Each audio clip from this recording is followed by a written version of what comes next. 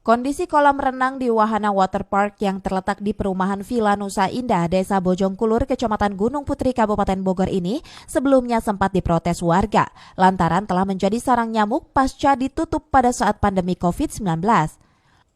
Untuk menghindari kolam renang yang tak terpakai menjadi sarang nyamuk, seorang pekerja di water park ini pun kemudian menyulap sejumlah kolam renang yang ada di tempat wisata air ini menjadi kolam peternakan ikan lele. Dengan beternak ikan lele di kolam renang yang tak terpakai ini, sang pengelola berharap akan mampu menghentikan adanya nyamuk yang bersarang di kolam renang. Ini udah kering, sebenarnya udah kering karena kemarin banyak hujan, jadi terisi lagi lah air. Nah, saya punya inisiatif karena takut banyak jentik nyamuk. Nah, saya inisiatif izin dulu ke pusat, Pak, apa saya boleh kasih lele dulu sementara supaya jangan ada jentik nyamuk. Ya silakan Sakib, kalau emang buat ngilangin jentik nyamuk mah nggak apa-apa, warga juga supaya nggak komplain, dia bilang gitu. Ya seperti itu.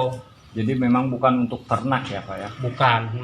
Ikan lele yang dikembangkan di kolam renang ini rencananya akan dibagikan kepada sejumlah karyawan di Wahana Fun Park Water Adventure ini sebagai santapan lauk pauk saat krisis ekonomi di tengah pandemi COVID-19. Dari Gunung Putri, Kabupaten Bogor, Edi Junaidi melaporkan.